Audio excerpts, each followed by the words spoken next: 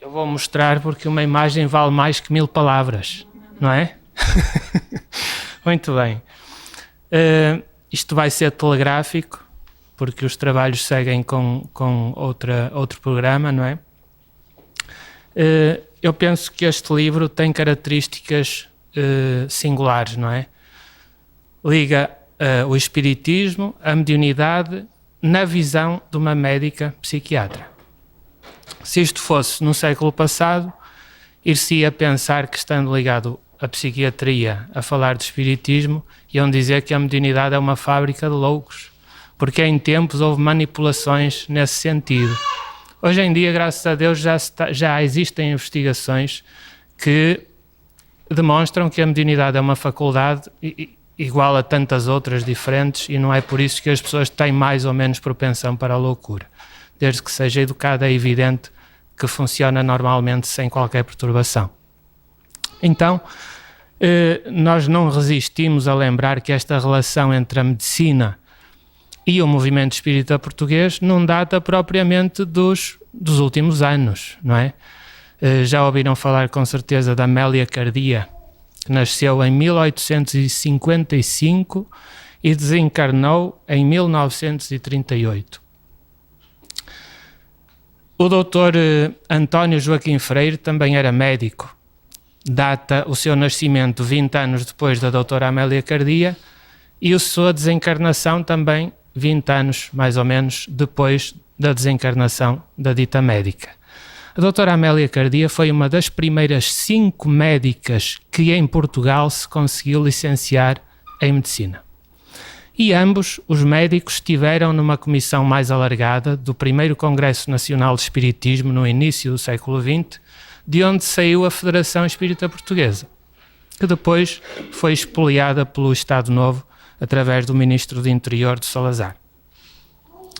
Então, nós vemos que, afinal, esta coisa de médicos se interessarem pelo espiritismo não é tão raro como isso. E parece que existe uma espécie de ADN social que, passado um século, se reorganiza, quer em termos de relações entre profissões e o interesse pelo espiritismo, quer a nível de associações que, depois de terem sido arrasadas na segunda metade do século XX, pela ditadura, ressurgem praticamente com o mesmo número de associações em diversas cidades pelo país fora, como aconteceu, por exemplo, nas Caldas da Rainha. Então é muito interessante nós vermos que existe uma especificidade singular, como dizíamos no início, com este livro. No seu género, eu não conheço todos os livros que se imprimem, como é evidente, muito menos noutras línguas, mas penso que é um livro com características únicas. Eu não sou daquelas pessoas que pedem para falar sobre um livro e que não o leu. Eu li várias vezes e ainda vou ler mais vezes porque tem assuntos que são fundamentais para consulta na preparação de temas, não é? E a ótica de assuntos da mediunidade, como por exemplo a questão da mediunidade ser hereditária ou não, porque muitas vezes ela é recorrente em família, não é? Numa mesma família. As questões da epilepsia, ou mediunidade que se pode confundir com mediunidade descontrolada, as questões do animismo na mediunidade, a questão das crianças que têm sensibilidade mediúnica, como é que os pais devem lidar com isso, a questão da obsessão, da depressão. Portanto, há estes e muitos outros assuntos que são assuntos que vão estar sempre atualizados ao longo do tempo, não é? A doutora Gláucia, propriamente, nós já temos a felicidade de a conhecer há umas décadas. Eu não vou dizer muitas porque fica mal, mas lembro-me que conheci a doutora Gláucia há talvez 20 e poucos anos, na Ordem dos Médicos no Porto, numa conferência à noite, e foi-me apresentada pela doutora Maria Júlia Prieto Pérez, numa altura em que ela veio dar com a doutora Gláucia e a doutora Juliane, sua filha, cursos de formação para médicos e psicólogos na área da terapia regressiva a vivências passadas. A partir daí, entrevistámo-la na revista quando estávamos na altura com João Xavier de Almeida, presidente da Federação. Nós reativamos a revista, fizemos-lhe uma entrevista, eu lembro-me disso, muito interessante. Portanto, há muito trabalho que ela vem fazendo.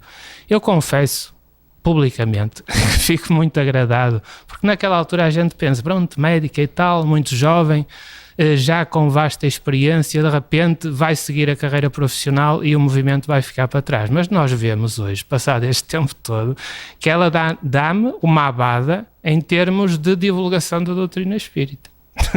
Certo? O que é muito gratificante e é muito interessante. Eu não queria estar a estender-me mais porque penso que isto não estaria no programa, foi uma intervenção de última hora, digamos assim, mas eu recomendo, de coração, que este livro, publicado pela Federação Espírita Portuguesa, seja adquirido, porque se lê muito bem e tem uma riqueza intrínseca de assuntos que, de facto, para quem estuda a doutrina espírita,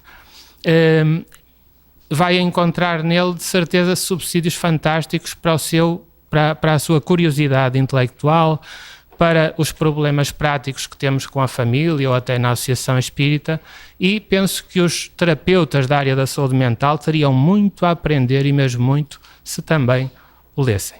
Era esta a mensagem que tinha hoje para deixar. Como veem, não é grande coisa, mas pronto, foi o que se arranjou, porque a seguir vão falar pessoas com outro brilhantismo. Obrigado.